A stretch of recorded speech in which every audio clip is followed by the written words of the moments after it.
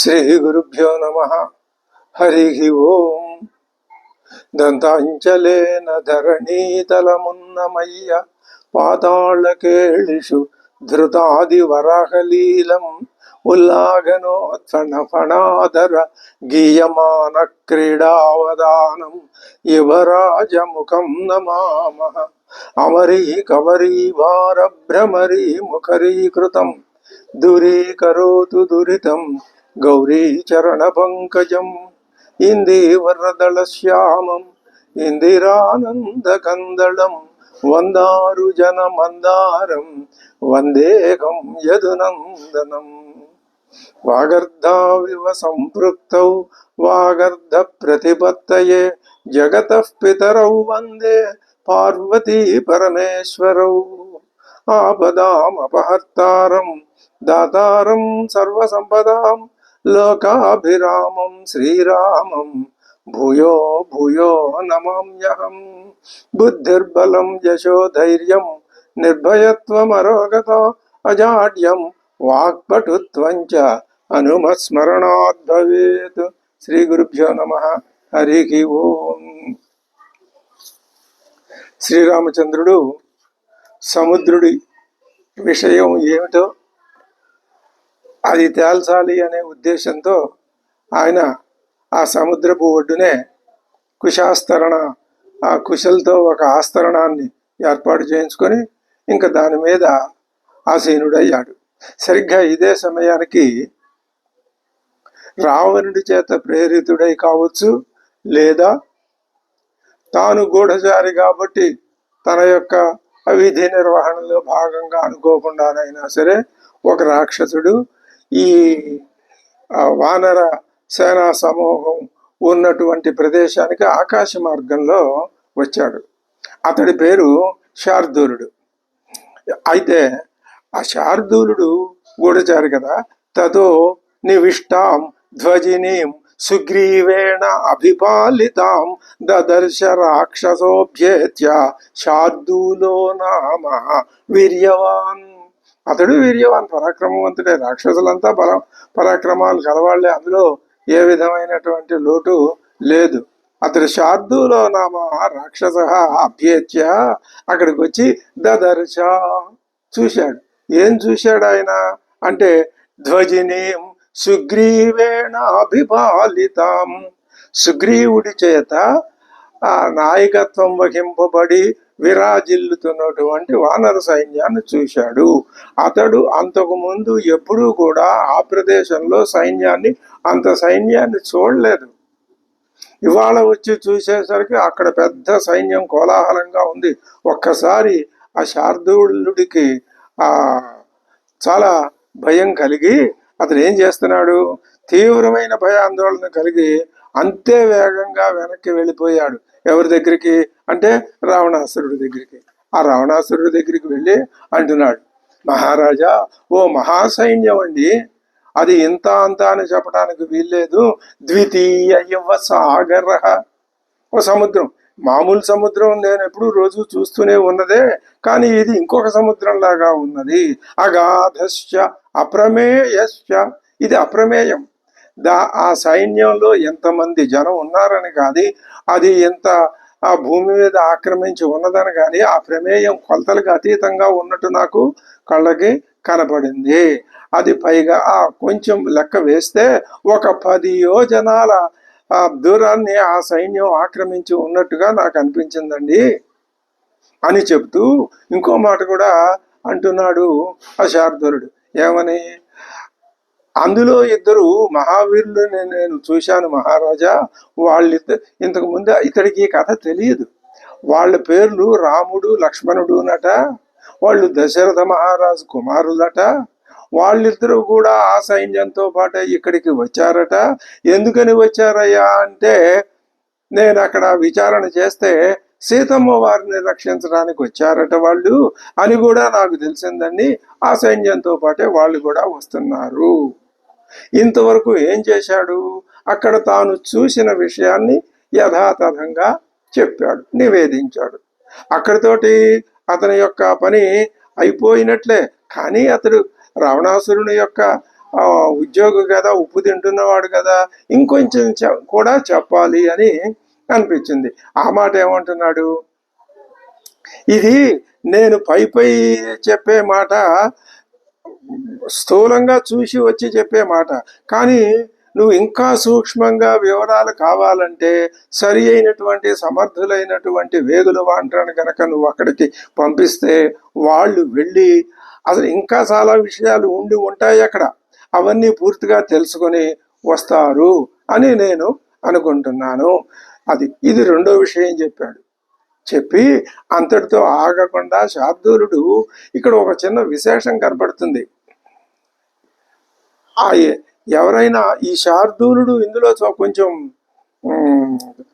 కొంచెం తెలివితేటలు కలవాడే, అతనికి ఏదో లోపల ఒక విధమైన ప్రేరణ, ప్రభువు యొక్క క్షేమం కోరాలి అనే ఒక ప్రేరణ, అది కూడా కొంత హద్దు వరకే అతడిలో కనపడుతున్నది. ఏమంటున్నాడు, మహారాజా ఇప్పుడు మనం ఆ సైన్యం ఉంది కదా, అక్కడ మనకి సైన్యం ఉంది కదా, మన సైన్యంతో ఆ సైన్యం మీదకి మనం వెళ్ళటం తెలివి తక్కువ.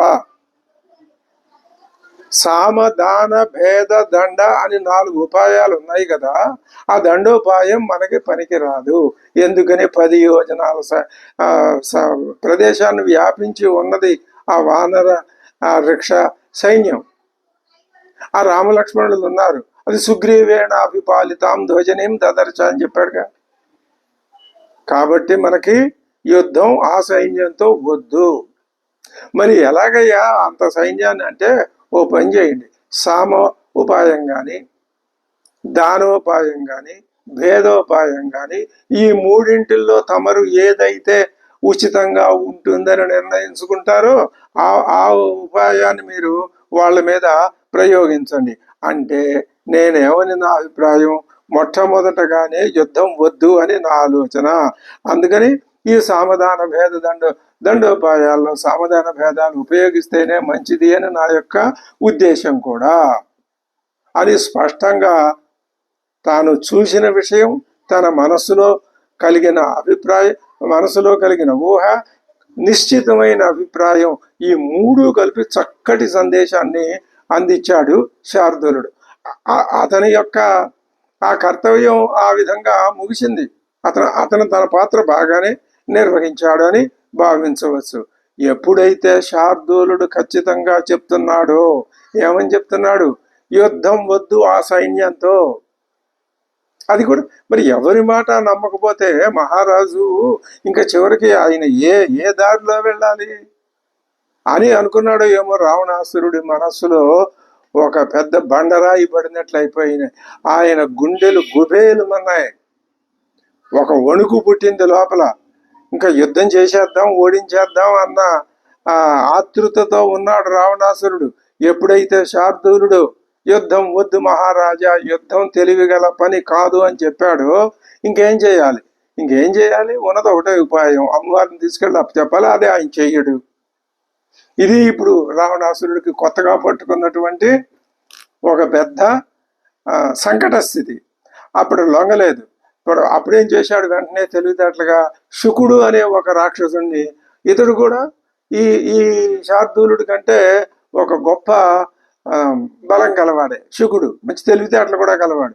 ఈ శుకుడు అనే రాక్షసుడిని పిలిచి, అబ్బాయి నువ్వు రాయబారిగా సుగ్రీవుడి దగ్గరికి వెళ్ళిన ఆయన, ఇదిగో ఇప్పుడు నేను కొన్ని మాటలు నీతో చెప్తున్నాను, జాగ్రత్తగా విను. నువ్వు నేను చెప్పిన ప్రతి మాట పొల్లు పోకుండా జాగ్రత్తగా ఆ సుగ్రీవుడితో చెప్పు.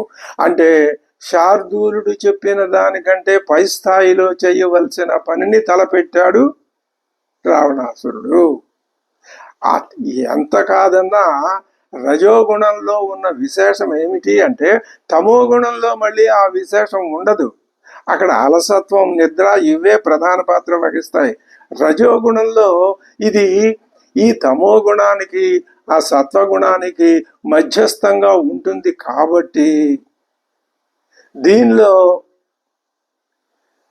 ఒక సంకట పరిస్థితి వచ్చినప్పుడు ఏ విధంగా దానికి తగిన ధీటుగా ఆలోచించాలో ఆ లక్షణం రజోగుణంలో ఉంటుంది.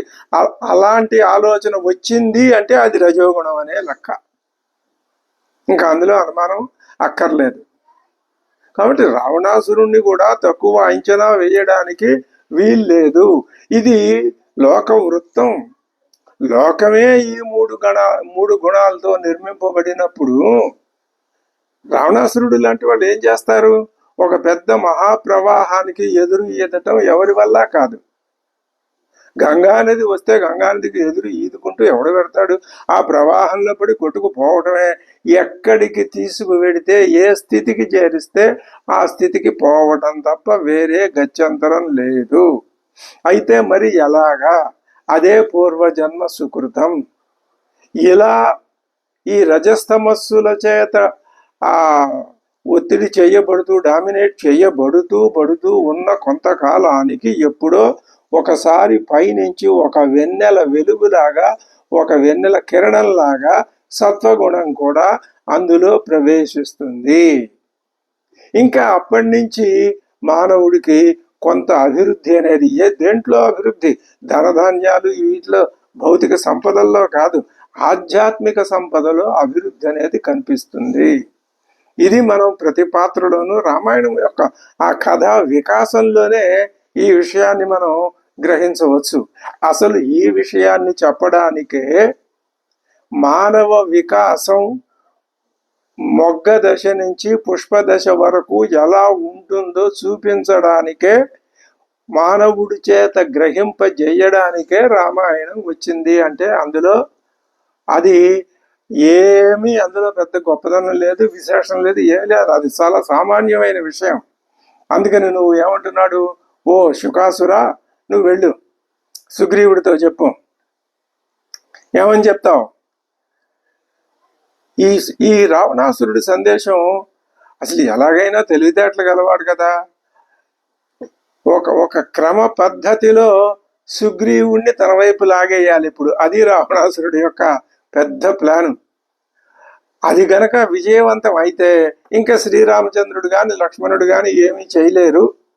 వాళ్ళు వెనక్కి వెళ్ళిపోతారు. ప్రతిపక్షాన్ని యుద్ధం లేకుండానే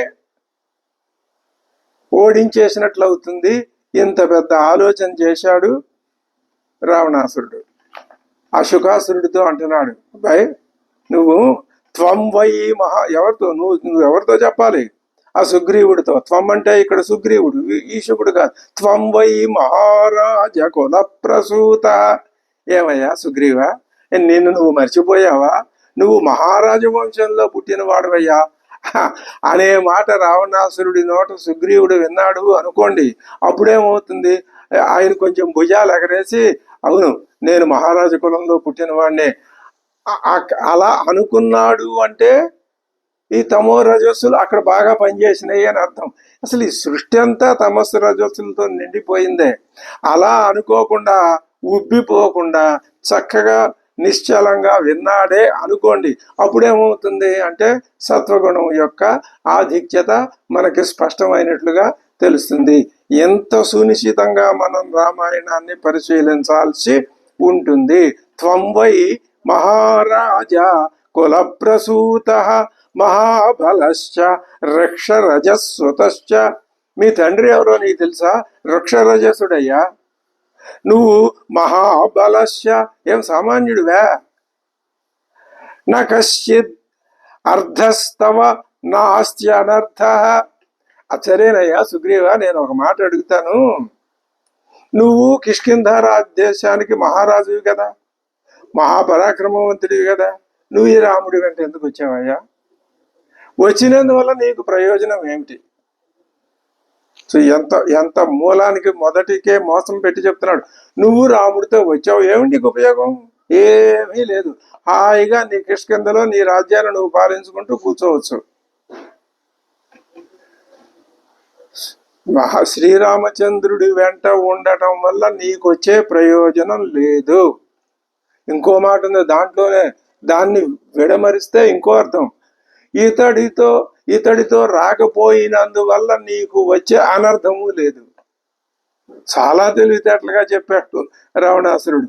నా ఆస్తి నా కశ్చిదర్థస్తవ నాస్తి అనర్థ. రాముడి పక్షంలో ఉంటే నీకు కలిగే ప్రయోజనం ఏమిటి? శూన్యం. రాముడి పక్షంలో చేరకుండా ఉంటే నీకేమైనా అనర్థమా? ఏమీ లేదు. మరి ఎందుకు నీకు ఈ వృధాశ్రమ? అందుకని అథా తథాహి మే భ్రాతృ సమోహరీశ, అయినా నువ్వు నేను అన్నదమ్ములతో సమానమయ్యా. ఒక పెద్ద గొప్ప సుట్టరికాన్ని కలిపేశాడు రావణాసురుడు. అవి తెలివితేటలు అంటే ఒక్కొక్కసారి అలాంటి తెలివితేటలు కూడా పనిచేయవచ్చునేమో, దానికి తగిన వాళ్ళు దొరికితే.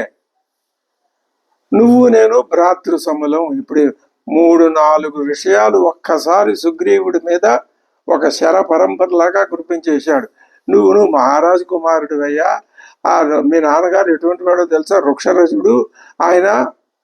నువ్వు కిష్కింధ రాజ్యాధిపతివి. ఎందుకయ్యా ఈ రాముడితో నీకు వచ్చిన ప్రయోజనం లేదు, రాకపోయినా నష్టం లేదు. పైగా నేను నువ్వు సోదరులం. అందుకని ఏం చేస్తావంటే, అహం యజ్జహరం భార్యాం రజపుత్రస్య ధీమత కిం తత్ర తవ సుగ్రీవ. మా అసలు విషయానికి కూడా వచ్చేస్తున్నాడు ఆ రావణాసురుడు. నేను ఆ రాముడి భార్యని అపహరించి తీసుకొస్తే నీకేమిటయ్యా బాధ? ఇది రాజకీయం అంటే.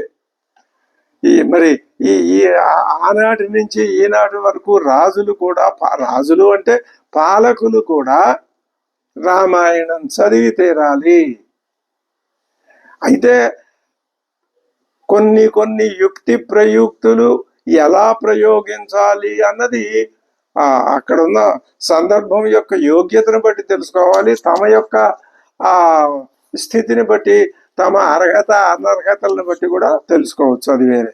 అహం యజ్జహరం అహరం అపహరించాను. యది నేను భార్యాం రాజపుత్రస్య ధీమత.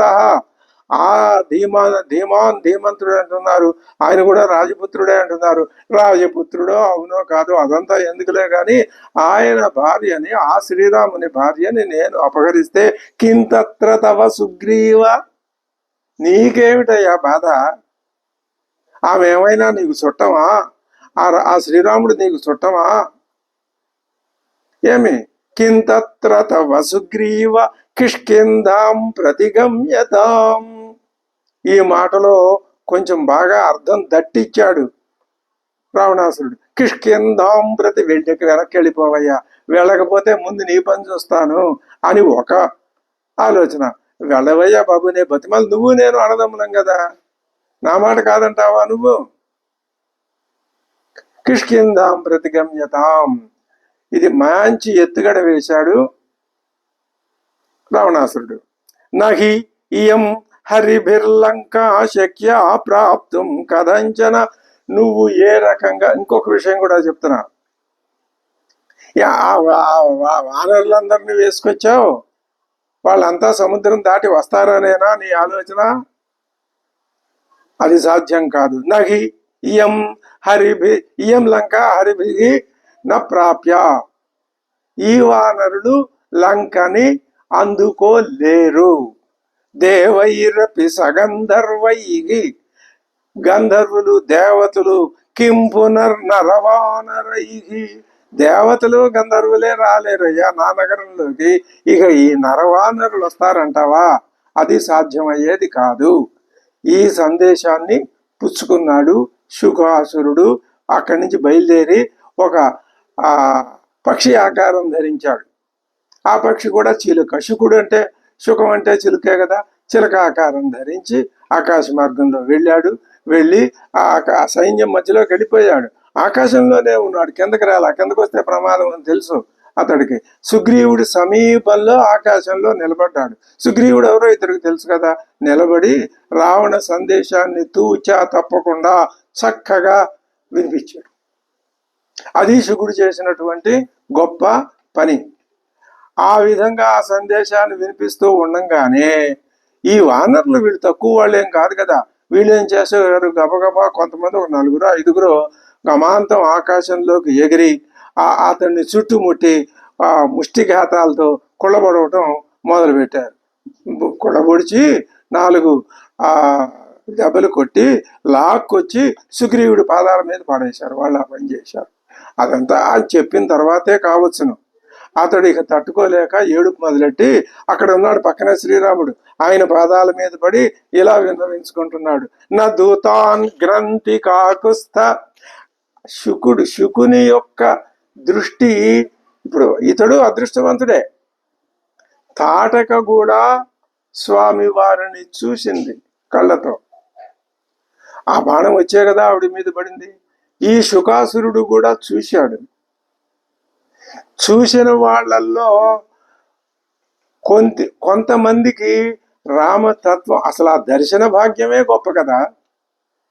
ఎన్ని జన్మలకు, ఎన్ని వందల వేల జన్మల తర్వాత ఆ శ్రీరామ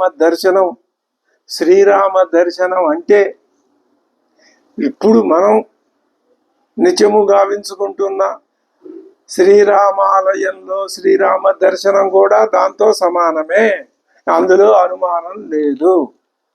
మనం కోదండరామస్వామిని దర్శించాము అంటే ఆ సాక్షాత్తు దశరథ రాముణ్ణి దర్శించినట్లే. అది మనసులో భావన ఉండాలి. అంతేకాక ఏదో క్యాజువల్ గా అంటారు ఆంగ్లంలో, అలా వెళ్ళటం, ఇలా 2 చేతులు దండం, దానివల్ల ఏం ప్రయోజనం ఉండదు. అది అటువంటి సాధనా మార్గంలో, సాధనా దృక్పథంలో ఆ విధమైన తెలివి మరి ఊహ ఉండాలి. అప్పుడే మన సాధన ముందుకి వెడుతుంది, మన రామాయణ అధ్యయనం కూడా సార్థకం అవుతుంది. ఇది ఏం చేస్తున్నాడు అంటే, నా దూతాన్ కాకుస్తఘ్నంతి. దూతల్ని కొడతారే ఎవరైనా, మీ వానరులు, వీడు మరీ ఘోరమైన మనుషుల్లాగా ఉన్నారే, నన్ను చూడు ఎలా కొడుతున్నారు. వార్యతాం సాధు వానరాహ. బాబు వాళ్ళని వద్దని చెప్పండి, నేను ఒక్కడిని, వాళ్ళు 10 మంది కలిసి నన్ను బాధపడేస్తున్నారు. వార్యతాం వానరాహ. నేను నా సొంతంగా చెప్పాను ఈ మాటలు. మా యజమాని రావణాసురుడు ఏం చెప్పమన్నాడో, ఏం చెప్పమని నన్ను పంపించాడో ఆ మాటలన్నీ నేను చెప్పాను, నా సొంతం కాదు. కాబట్టి మీరు నన్ను విడిచిపెట్టేయండి, మరి నేను ఆ సందేశాన్ని చెప్పాలి కదా అన్నాడు. అనేసరికి అప్పుడు ఆయన ఈ క్షణం కోసమే స్వామివారు కూడా ఎదురు చూస్తున్నాడు.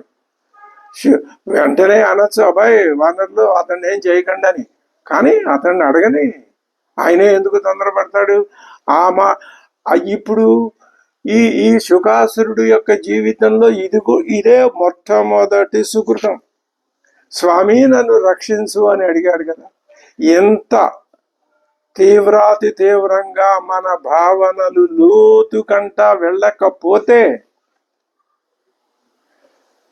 సాధనకి అర్థం ఉండదు. అంత తీవ్రత ఉండాలి. ఎందుకని అంటే మనం పూర్తిగా స్వస్వరూపాన్ని తెలుసుకోవాలన్నటువంటి ఒక వేదాంతం ఏం చెప్తోంది, ఉపనిషత్తులు ఏం చెప్తున్నాయి, ఏ అర్థాన్ని చెప్తున్నాయి, ఆ చెప్పిన అర్థాన్ని సాధించడానికి ఏ మార్గాన్ని ఎప్పుడైనా సరే మనకంటే అతీతమైన ఒక శాస్త్రం వచ్చింది అంటే ఆ శాస్త్రం ఏం చేయాలి, నువ్వు చెప్పదలుచుకున్న విషయం ఏమిటో ఎదురుకుండా పెట్టాలి.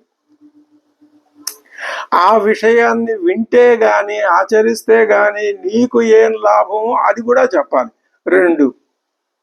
ఇంకొకటి ఏమిటి, ఇది లాభం అయ్యా, ఇది విషయం అయ్యా అనుపో అంటే అది పనికిరాదు కదా. ఎలాగా ఆ ఫలితాన్ని సాధించాలో అది కూడా చెప్పాలి. అప్పుడే అది శాస్త్రం. వేదం గొప్ప శాస్త్రం. వేదాంతం ఈ 3 విషయాలు స్పష్టంగా చెప్పింది. సిద్ధాంతం, సాధన, సిద్ధి. ఉపనిషత్ సిద్ధాంతం ఒకటి. 10 ఉపనిషత్తులు కానివ్వండి, అవి 108 కానివ్వండి, ఎన్నన్నా కానివ్వండి, ఆ మాటకొస్తే ఉపనిషత్తులే కాదు, 18 పురాణాలు, రామాయణ భారత భాగవతాలు, ఇంకా ఈనాటి వరకు వస్తున్నటువంటి మహాకావ్యాలు, నిన్న వచ్చినటువంటి కవి సమ్రాట్టుల రామాయణ కల్పవృక్షంతో సహా అన్నీ కూడా ఒకే ఒక్క విషయం, ఒకే ఒక వాక్యం. ఏమిటి ఆ వాక్యం? ఇది మనం నిజానికి పెద్దలు గురువుల్ని దగ్గరికి వెళ్ళి చెప్పండి ఒక్క ముక్కలో అంటే వాళ్ళు చెప్పరు. ఆ ప్రశ్నోపనిషత్తులో ఆయన మహర్షి ఏం చేశాడు, 6 శిష్యులు తన దగ్గరికి వస్తే 1 సంవత్సరం పాటు పనిచేసిరండి అన్నాడు. అది అంత పరిస్థితి మనకు లేదు. మరి మనం ఈ ఒక్క ముక్క చెప్పుకోవటంలో ఏ మాత్రం అందులో ఆ అనుమానించదగిన విషయం లేదు. ఏమిటా ఒక్క ముక్క? ఇది ఉపనిషత్తులు ఎవరి దగ్గర విన్నా వాళ్ళు చెప్పేది ఇదే. లేదు, నాకెవరు గురుదేవుడు దొరకలేదండి, నేనే చదువుకోగలను కొంతవరకు అంటే నువ్వు చదువుకున్నా అప్పుడు శంకర భగవత్పాదుల పాదాలను ఆశ్రయించు. ఆ శంకర భగవత్పాదుల యొక్క భాష్యానికి చక్కగా పక్కనే తెలుగు రాసిన మహానుభావులు ఉన్నారు, అది చదువుకోవచ్చు. ఆ విషయంగా నువ్వు తీవ్రమైన అది కుశాగ్ర బుద్ధివి కాబట్టి నువ్వు గ్రహించగలవు. గ్రహిస్తే చిట్ట చివరికి ఒకే ఒక్క విషయం తెలుస్తుంది. ఏమని అంటే, ఇదంతా పైకి కనిపించే శరీరం, ఈ మనస్సు, ప్రాణం ఇదంతా ఆభాస. అంతటా వ్యాపించి ఉన్నది నీలోనూ ఉన్నది నీ స్వరూపమే. ఆభరణం అంతా, ఆభరణం బయట, ఆభరణానికి అడుగున, ఆభరణం మధ్యలో, ఆ మాటకు వస్తే ఆభరణంలో అణువణువున వ్యాపించి ఉన్నది బంగారమే. ఇది ఆభరణం యొక్క స్వరూపం. అలాగే అశరీరం శరీరేషు, నా శరీరంలో ఉన్న ఈ రక్త మాంసాదులు స్థూల శరీరం కాక, సూక్ష్మ శరీరం ప్రాణము మనస్సు కాక, ఈ 2 కాక మరొక శరీరం కాని ఒక మహా శక్తి, మహా ఎరుక, మహాజ్ఞానం ఉన్నది. అదే నేను, ఇవి కాదు. ఇది విషయం. రామాయణం కూడా అదే విషయాన్ని చక్కగా ధ్వన్యంతరంగా విడమర్చి చెబుతుంది, సూటిగా చెప్పదు. అది మనం గ్రహించాలి. అది మన యొక్క చదువురి యొక్క బాధ్యత. మరి ఇప్పుడు శ్రీరాముడు ఆ శుకాసురుణ్ణి, ఇది మనం ఏం చెప్పుకున్నాం, శుకాసురుడు మాట నోట వచ్చిన ఒక్క మాట ఏమన్నాడు అతడు, స్వామి వీళ్ళు నన్ను కొడుతున్నారు రక్షించు, చాలా మాట. అది ప్రారంభం. ఇప్పుడు ఈ శరీరాలు ఇవి ఒక చెట్టుకి ఒక ఆకు పత్రం వచ్చి కొంతకాలం ఉండి అది జీర్ణమై రాలిపోతుంది. శరీరాలు పోతాయి, ఉండవు, ఇవి స్థిరం కాదు. ఆ విషయం మనం కనుక దృష్టిలో పెట్టుకున్నట్టయితే ఈ జీవుడు చేసే ఈ ప్రయాణంలో శుకాసురుడిది ఒక స్థాయి, ఇది అట్టడుగు స్థాయి అనుకోండి. అట్టడుగు స్థాయి అని అంటున్నాము అంటే అది అక్కడే పడి ఉంటుందని అర్థం కాదు, ప్రయాణం ప్రారంభించిందని అర్థం. ఎక్కడికి? ఇతడు శుకుడు, అసురుడు భాగవతం పరీక్షణ్ మహారాజుకు చెప్పిన శుకుడు పరబ్రహ్మ. ఆయన జీవన్ముక్తుడు శుకుడు, శుక బ్రహ్మ. 2 పేర్లు శుకులే. ఏమిటో విచిత్రం. ఇక్కడ భాగవతం ఆ శుక మహర్షిని మనకి చూపిస్తే ఇది ఇక్కడ ఈ శుకుడి దగ్గర నుంచి ప్రయాణం ప్రారంభం అయ్యి ఆ శుకుడి చెంతకి చేరాలి. అంటే జీవుడు చిలుక, ఇక్కడైనా చిలకే, అక్కడైనా చిలకే. అది ఒక సంకేతం. ఇదే స్థిరంగా పట్టుకొని వేలాడిన అవసరం లేదు. ఆ భావం వస్తుంది, మన హృదయానికి ఒక పవిత్రతని ఇస్తుంది. ఇలా ఇంకొక కొత్త భావం, ఇంకా మరింత పవిత్రతనిచ్చే భావం వచ్చినప్పుడు ఇది వెళ్ళిపోతూ ఉంటుంది. ఇదే సాధన అంటే. ఒకే భావం ఉండదు. నీకు ఉపయోగించే నీ సిద్ధాంతం, నీకు అర్థమైన సిద్ధాంతాన్ని నువ్వు సాధనలో పెట్టి ఆ ఫలితాన్ని పొందే దశలో ఎంతో పరిణామం అనేది ఉంటుంది. ఆ శుకుడు ఏమన్నాడు, స్వామి నన్ను రక్షించవయ్యా, చస్తున్నాను, వీడు నన్ను పొడి చేస్తున్నారు, కొట్టేస్తున్నారు, పిండి పారేస్తున్నారు అన్నాడు. అంటే అప్పుడు ఆయన అబ్బాయి ఆగండి అయ్యా, వానరులని ఆపాడు. ఇంకా ఆ మాట విని వాళ్ళు నోరు మూసుకుని మళ్ళీ ఇప్పుడు ఇక శుకుడు కొంచెం విశ్రాంతి దొరికింది, బతికి బయటపడ్డాడు. లేకపోతే చచ్చి ఉండేవాడే. ఇంకా వెళ్ళిపోవాలి. వెళ్ళిపోతే ఊరికినే వెళ్ళిపోతే ఆయనతో అంతాడు అక్కడ. అందుకని ధైర్యం చేసి సుగ్రీవుడు ఏం మాట్లాడాల ఇంతవరకు విన్నాడంతా. రావణ సందేశం అంతా ప్రత్యక్షరం రికార్డ్ చేసి పెట్టుకున్నాడు సుగ్రీవుడు. అప్పుడు శుకుడు అడుగుతున్నాడు, ఏమిటయ్యా మరి నీ సమాధానం అన్నాడు. సరే ఓ శుకాసురా, నేను నీకు సమాధానం చెప్తాను, విను జాగ్రత్తగా. ఇది నీకు చెప్పే మాట కాదు, మీ రాజుకి చెప్పే మాట. ఏమని, ఓ రావణ, నమేసి మిత్రం. నువ్వు నేను సోదరులం. ఏం సోదరులం అయ్యా? నువ్వు రాక్షసుడివి, నేనేమో వానరుణ్ణి. నీకు నాకు మిత్రత్వమా? నమే అసి మిత్రం నమేసి మిత్రం నతదానుకంశ. నువ్వు నా మీదేం జాలి చూపించక్కర్లా. నేను నీకు అనుకంశుడిని కాదు. నీ దయా దాన ధర్మాల మీద ఆధారపడి నేను బతకటం లేదు, నాకు అవసరం లేదు. నచోపకర్తాసి. నాకు నువ్వేం ఉపకారం చేస్తావు? నీ మొహం, నువ్వే ఇప్పుడు పెద్ద ప్రమాదంలో ఉన్నావు. నిన్ను నువ్వు ఉద్ధరించుకో చాలు. అసలు ఆ బుద్ధే నీకు లేదు. నచోపకర్తాసి నమే ప్రియోసి. పోని నువ్వు నాకేమైనా ఇష్టుడివా? నా కాదు. అరిశ్చ రామస్య. నువ్వు రాముడికి శత్రువువి. సహానుబంధ. నేను ఆ రాముడితో అనుబంధం కలిగి ఉన్నవాడిని. రాముడికి నువ్వు శత్రువు కాబట్టి నాకు శత్రువే. ఇది మన ఇద్దరి మధ్యలో ఉండే సంబంధం యొక్క యథార్థ స్థితి. నమేపి వారీవ వాలీవ వధార్హ వజ్జ. సమేపి వాలీవ వధార్హ వజ్జ. నువ్వు కూడా వాలిలాగా వధార్హుడవి వజ్జుడవి కూడా. ఇది సుగ్రీవ సందేశం. స్పష్టంగా కొండ బద్దలు కొట్టినట్టు స్పష్టంగా చెప్తున్నాడు. నువ్వు నాకు బంధువు కాదు, స్నేహితుడివి కాదు, అన్నదమ్ములు కాదు. మనం నా మీద నువ్వు జాలి చూపించక్కర్లేదు. ఇంకా ఏమన్నాడు? నువ్వు రాముడికి శత్రువువి. రాముడు నాకు పరమ దైవం. మిత్రుడేమిటి? నేను రాముడికి మిత్రుడేమిటి? లోకమంతా రాముడికి మిత్రుడే, నేను కూడా అందులో ఒకడిని. ఆ వినయ భావం లేకపోతే నేనే రాముడికి మిత్రుడంటే మళ్ళీ అది అహంకారం. నేను రాముడికి భక్తుణ్ణి, దాసుణ్ణి, దాసానుదాసుణ్ణి. నువ్వు రాముడికి శత్రువు కాబట్టి నాకు శత్రువే. వాలి కూడా రాముడికి శత్రువే. వాలి వధార్హ త్వమపి వధార్హ. నిహన్మ్యహం త్వాం. సుగ్రీవుడికి ఇప్పుడు కొంచెం కోపం. నిహన్మి అహం త్వాం. త్వాం నిన్ను, అహం నేను, నిహన్మి చంపేస్తాను. ఎంత కోపం వచ్చింది సుగ్రీవుడికి! అసలు ఈ మాట అనాల్సింది ఎవరు?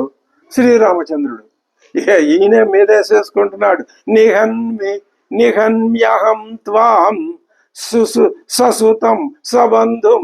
ఎలాగా? ఒక్కడిని కూడా మిగిలించను.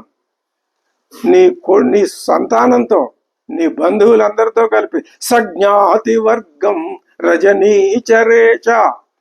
హే రజనీచరేచ, ఓ రాక్షస రాజా, సజ్ఞాతి వర్గం సమిత్రం సపుత్రం సబాంధవం అహం త్వాం నిహన్మి. అందరితో కలిపి నిన్ను నీ వాళ్ళందరినీ నేనే సంహరిస్తా. ఈ సైన్యం అంతా నాదే. నేను కిష్కిందకి వెళ్ళిపోవాలా? రాముడితో ఉంటే నాకు ఉపయోగం లేదా? రాముడిని వదిలిపెట్టేసినా నాకు నష్టం లేదా? నీకు అర్థం కాదయ్యా. రాముడికి ఈ ప్రకృతితోటి, జీవుడితోటి ఉండేటటువంటి సంబంధం నీలాంటి పరమ మూర్ఖుడికి. నువ్వు అవిద్యలో, అజ్ఞానంలో పూర్తిగా మునిగిపోయి ఉన్నావు. దంద్రమ్యమాణ పరియంతి మూఢా అని ఉపనిషత్తు చెప్పినట్టు. కాబట్టి రాముడికి నాకు ఉన్న బంధం ఏమిటి అంటే, ఆయన దైవం, నేను ఆ దైవానికి భక్తుడిని. నువ్వు ఆయనకి శత్రువువి. కాబట్టి నేనే ఆ రాముడి తరఫున వకాల్తా పుచ్చుకుని మొత్తం నిన్ను సంహరించి పడేస్తాను. లంకాంచ సర్వాం మహతా బలేన. నా బలం నీకు తెలీదు. ఈ మహతాబలంతో, ఈ గొప్ప బలంతో లంకాం చ సర్వాం క్షిప్రం కరిష్యామి సమేత్య భస్మ. లంకాం సమేత్య, లంకలోకి వచ్చి క్షిప్రం భస్మ కరోమి, వెంటనే లంకని బూడిద చేసి పారేస్తాను. ఈ మాట ఆయన స్పష్టంగా ఏ విధమైన అనుమానం లేకుండా కంఠోక్తిగా చెప్తూ ఉంటే అసలు ఈ మాట గాల్లో వెళ్ళి రావణాసురుడి చెవుల్లో దూరాలి. ఆయన ముందే తెలుసు సమాధానం ఎలాంటిది వస్తుందో. ఆ రావణ, నువ్వు చెప్పింది బాగుంది, నేను వెనక్కి వెళ్ళిపోతున్నాను అంటాడా సుగ్రీవుడు? అనేవాడు ఎంత దూరం వస్తాడా? రాడు. నా మోక్ష్యసే రావణ, ఆఖరి హెచ్చరిక చేస్తున్నాడు సుగ్రీవుడు. రావణ నా మోక్ష్యసే, రావణ రాఘవస్య, రాఘవుని యొక్క చేతుల్లో నుంచి నీకు మోక్షం లేదు, నువ్వు మరణించక తప్పదు. సురై సహేంద్రైరపి మూఢ గుప్త. హే మూఢ, ఎంత గొప్ప తిట్టు తిట్టాడో చూడండి. హే మూఢ, ఎవ్వరూ అనలా ఇంతవరకు. అమ్మవారు కూడా అనలేదు అనుకుంటాను మా మూఢ అనే మాట. ఈయన ఉపయోగించేశాడు. ఈయన మహారాజు కదా, అందులోనూ దైవ బలం ఉన్నవాడు కదా, అందులోనూ హనుమంతుడి లాంటి వాడు, తన తన యోగక్షేమం కోరే మంత్రి కదా. ఆయనకు ఉన్నంత ధైర్యం సుగ్రీవుడికి, అంత అంత ధీరత్వం బహుశా ఎవరికి ఉండదు. అది ఆయన చేసుకున్న అదృష్టం. ఇటువంటి భావాలే మనకి రావాలి తప్ప ఏదో తెలుసుకుందాం, చూసాం అంటే అలా అయితే దానివల్ల ప్రయోజనం లేదని అనుకుంటున్నాం మనం. నా మోక్షసే రావణ రాఘవస్య సురై సహేంద్రైరపి మూఢ గుప్త. నువ్వు వెళ్ళి దేవతలందరూ మధ్య చుట్టూ ఉండంగా మధ్యలో ఇంద్రుడి పక్కన నువ్వు కూర్చున్నా సరే, నా మోక్షసే అంతర్హిత సూర్యపదం గతోపివా, సూర్యపదం గతోపివ, వెళ్ళి సూర్యుడి వెనకాల దాక్కో. రామబాణం నిన్ను ఈడ్చుకొచ్చి చంపేస్తుంది. నువ్వు చేసిన అపరాధం అంతటిది ఆ రాముడి పట్ల. తదైవ పాతాళం అనుప్రవిష్ట, పాతాళంలో దాక్కో, స్వర్గలోకంలో దాక్కో, రసాతలంలో దాక్కో, ఎక్కడైనా దాక్కో. గిరీశ పాదాంబుజ సంగతోవా, వెళ్ళి ఆ పరమశివుని యొక్క పాదాంబుజాలు పట్టుకో. హతోసి రామేణ సహానుజస్వం. బా, ఎంత ఎంత భయంకరంగా చెప్తున్నాడు సుగ్రీవుడు. హతోసి రామేణ సహానుజస్వం, త్వం సహానుజగా రామేణ హతోసి.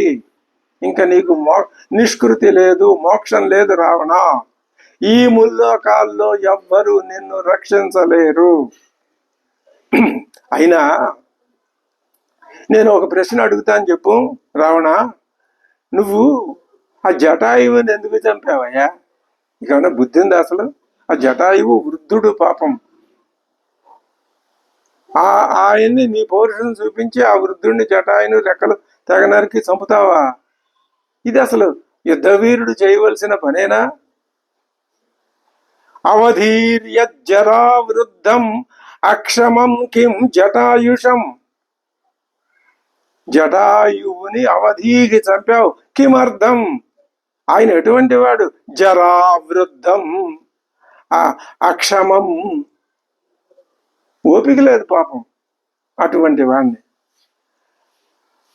ఇంకో పని చేశావు నువ్వు, నీ 2 దోషాలు నీ మీద. పైగా జటాయువు ఆ దశరథ మహారాజు వారికి పరమమిత్రుడు. తన తండ్రి గారి మిత్రుణ్ణి చంపితే రాముడు ఊరుకుంటాడు అనుకుంటున్నావా? అది అందులో అంతరార్థం.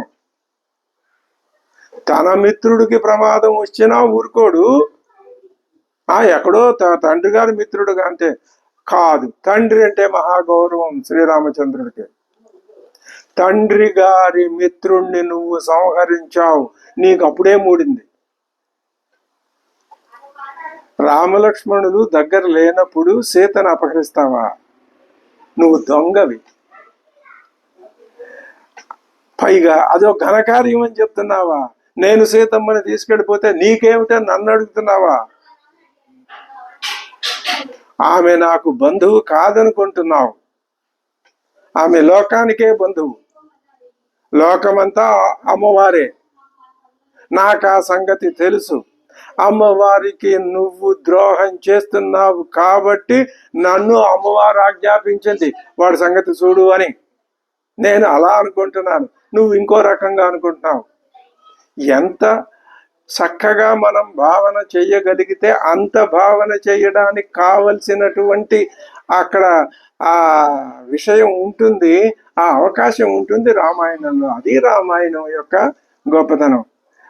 నువ్వు సీతమ్మ వారిని భర్త దగ్గర లేకుండా, మరిది కూడా దగ్గర లేకుండా అపహరిస్తావా? పైగా అది ఘనకార్యం అంటావా? నీకేమిటి బాధ అని నన్ను అడుగుతావా? నువ్వు దొంగతనంగా అపహరించిన శ్రీరాముడు మాత్రం నిన్ను అందరూ చూస్తూ ఉండగానే ఘోరాతి ఘోరంగా సంహరించి మళ్ళీ అమ్మవారిని స్వీకరిస్తాడు. ఇది ఖాయం, నేను చెప్తున్నాను విను అని ఆయన తన ప్రతి సందేశాన్ని పూర్తి చేశాడు సుగ్రీవుడు. సరే, అది కూడా రాసి పెట్టుకున్నాడు ఈ శుక అసురుడు. అప్పుడు ఊరుకున్నవాడు ఊరుకుండక ఈ అంగదుడు అనే ఆయన లేచి ఏమంటున్నాడంటే, ఇతన్ని తిరిగి లంకకి వెళ్ళనీయకుండా ఇక్కడే మనం వధించేద్దాం అన్నాడు అంగదుడు. అప్పుడు అంగదుడైనా వాళ్ళకి సుగ్రీవుడైనా ఒకటే. ఎప్పుడైతే అంగదుడి నోట ఇతన్ని బంధించేద్దాం, వెళ్ళనీయద్దు, చంపేతలు పారేద్దాం అన్నాడో, ఆ మాట పూర్తిగా ఆయన నోట్లో నుంచి వచ్చిందో లేదో, వానరులు మంచి వేగంతో బయలుదేరారు, వాళ్ళని బంధించేశాడు. ఆ శుకాసురుణ్ణి మళ్ళీ బంధించారు వాళ్ళు. ఈసారి పాపం ఆ శుకుడు ఏడుపు వల ఏడు చేస్తుంటే అప్పుడు శ్రీరాముడు, అబ్బాయి ఇది తప్పయ్యా, వద్దు, ఆపేయండి మీరు అన్నాడు. అంతే, వాళ్ళు మళ్ళీ మెదలకుండా వెనక్కి వచ్చారు. బతుకు జీవుడా అనుకుని ఆ శుకాసురుడు అక్కడి నుంచి లేచి ఎగిరి వెళ్ళిపోయాడు. ఇది అక్కడ సముద్రపు ఒడ్డున స్వామివారు ప్రాయోపవేశం చేయటానికి సిద్ధం అవుతూ ఉండంగా జరిగిన సంఘటన.